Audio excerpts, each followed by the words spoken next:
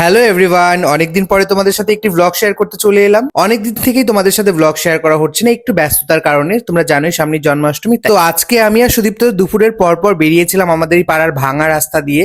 আমাদের পাড়ার প্রাকৃতিক সৌন্দর্য যতটা সুন্দর, ঠিক ততটাই রাস্তাটা খারাপ। এটার জন্য আমি কাকে দায়ী করব একদমই জানি না। দেখতেই পাচ্ছ চারপাশে এত সুন্দর গাছপালা, সাথে কিন্তু চাপাতা বাগান। এই সুন্দর পরিবেশ উপভোগ করতে করতে আমরা কিন্তু এই ভাঙা রাস্তা দিয়ে চলে এলাম হচ্ছে হাইওয়েতে। তোমরা আশা করছি এই রাস্তাটা অনেকটা চিনতে পারছো। হ্যাঁ, এবার তো চিনতে পারছো, ঠিক ধরেছো, এটা কিন্তু বালাসন ব্রিজ। নদীতে কতটা সুন্দর জল হয়েছে না, নদীতে জল না হলে কিন্তু নদী একদম ভালো লাগে না। তো এবার বুঝতে পারছো আশা করি কোথায় যাচ্ছি আমরা। হ্যাঁ, আমরা যাচ্ছি কিন্তু বাগডোগরার দিকে। তোমরা সকলেই জানো যে আমাদের এয়ারপোর্ট মার্কেট থেকে মার্কেটিং করতে অনেকটা বেশি ভালো লাগে, আর বৃষ্টি হওয়ার পর পরিবেশটা এতটা সুন্দর হয়ে গেছে না। তো আমরা দেখতে দেখতে চলে এসেছি এয়ারপোর্ট মার্কেটে। এখান থেকে কিছু শুট পারপাসে কেনাকাটা করার ছিল এই শপটা থেকে। তো এখান থেকে আমরা নিয়েছি একটা টি পট গুলো খুবই সুন্দর ছিল। তারপর ওখান থেকে কেনাকাটা হয়ে যাওয়ার পর আমরা বেরিয়ে পড়লাম একটু ভ্রমণের উদ্দেশ্যে। আমরা এখন আছি ইউনিভার্সিটির 2 নম্বর গেটের এখান দিয়ে।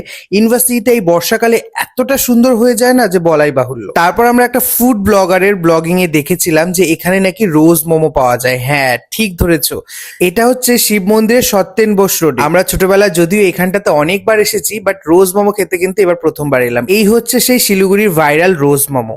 নো ডাউট মোমোর কোয়ালিটি গুলো ভীষণ ভালো, আমার তো খেয়ে ভীষণ ভালো লেগেছে।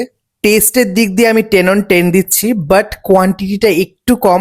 সাথে কিন্তু আমরা পনির মোমোটাও নিয়ে নিয়েছিলাম, এটারও সেম কোয়ান্টিটি একটু কম অন্যান্য জায়গার তুলনায়। বাট খাওয়াগুলো নো ডাউট অনেকটা ভালো, আর ভীষণ হাইজিন মেনটেন করে এরা, যেটা আমার কিনা বিশেষভাবে ভালো লেগেছে। এত ঠান্ডা ঠান্ডা মরশুমে, মানে বৃষ্টির ওয়েদারের সাথে গরম গরম মোমো খাওয়ার কিন্তু একটা মজাই আলাদা। আর তারই সাথে যদি পেয়ে যাই গরম গরম স্যুপ, উফ, সেটা তো আরো বলাই বাহুল্য। আমরা কিন্তু ভেজ স্যুপই নিয়েছিলাম, আর এই বৃষ্টির মরশুমে ঠান্ডা ঠান্ডা ওয়েদার সাথে গরম গরম স্যুপ, সেদিনকার বিকেলটা কিন্তু একদম জমে ক্ষীর। যাই হোক, তোমাদের সাথে একটু মজা করলাম। তোমাদের কার কার মোমোর সাথে স্যুপ খেতে ভালো লাগে আমাকে কমেন্ট করে জানিও। তারপর আমরা লাউয়ের ডগা নিয়ে বাড়ির পথে এবার রওনা দিব। আজকের ভিডিওটা এতটুকুই থাকলো।